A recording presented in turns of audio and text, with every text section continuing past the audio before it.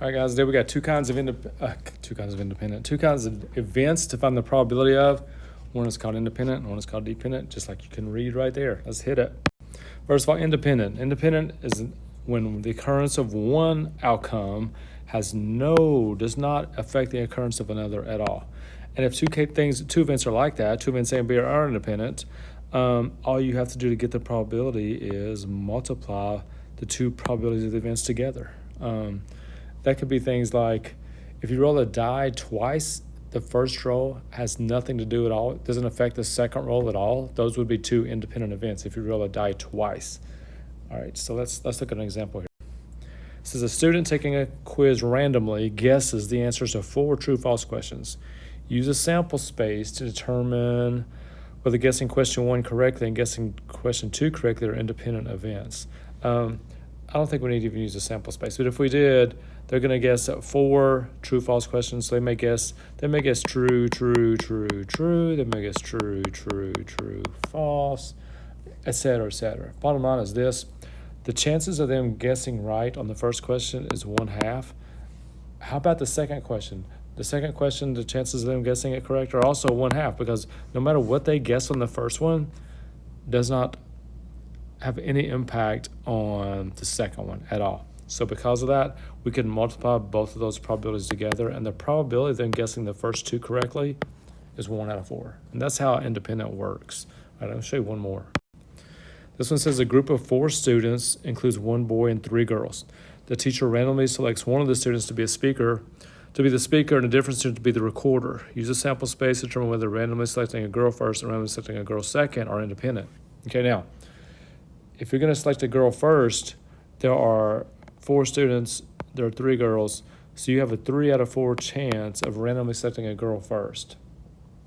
Now, the chances of getting a girl second is going to be a little different, because if it was independent, the probability of drawing this girl the second time would also be the same, because the first one would not have impacted the second. So it'd be 3/4 times 3/4, which is 9/16. However, that's not the case.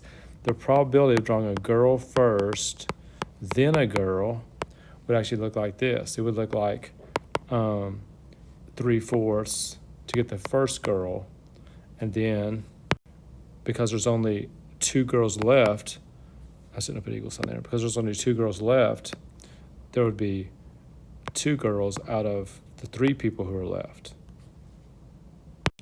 And if I multiply those 2 together, if I multiply the top, I would get 6, the bottom is 12, 1/2. That's the actual one, because this time, because I picked a girl first, impacted picking a girl second, because I've already picked one girl, she's already picked, there's only 3 people left, and only 2 of them are girls, so it's not the same probability.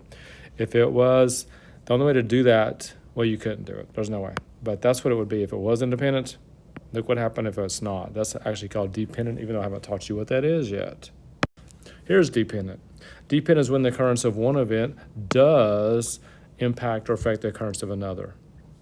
All right, now this is a little bit weird notation down here, so kind of follow with me here. If you haven't watched much of the video, like very closely, this is the part to watch. It says if 2 events A and B are dependent, then the probability that one occurs is a product of the probability of the first event and the conditional probability that the second has already occurred given the first event. That's a lot of words. Okay, here's what it means.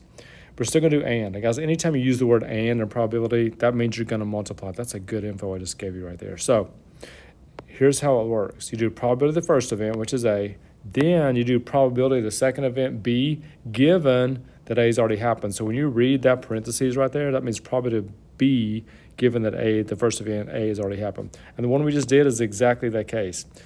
Pick a girl first. You got that put 9 to us. I'm not sure why they did 9 to us. Or the 3 out of 4 girls. Then, because we've already picked a girl, 1, there's only 3 people left. 2, only 2 of them are girls, so you get 6/12. So these probabilities are not the same. So the first event definitely impacted the second event. Let me show you one more example, though. All right, as part of a board game, you need to spin the spinner, which is divided into equal parts. You can see the spinner right there. It's got 8 spots on it. Find the probability that you get a 5 on the first spin and a number greater than 3 on your second spin. All right, so probably getting a 5. Because they're all equal parts, the probability of getting a 5 is a 1 out of 8. Now, the probability that you get a number greater than 3, now think about this. Does the fact that I got a 5 on the first spin have anything to do with what I get on the second spin? And the answer is no. So this is independent. We're just going to multiply our two together. Greater than 3 would be 4, 5, 6, 7, 8. That's 5.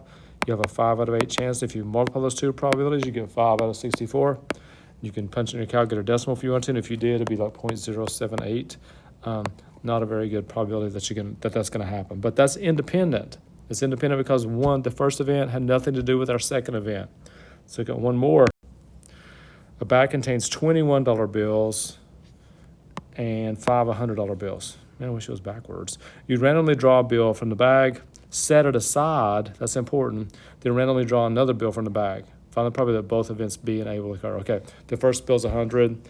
Now the first bill's 100, remember there are 20, in fact there are 25 in there, 5 of them are 100, so you have a 5 out of 25 chance of getting a $100 bill the first time. Now here's the deal though.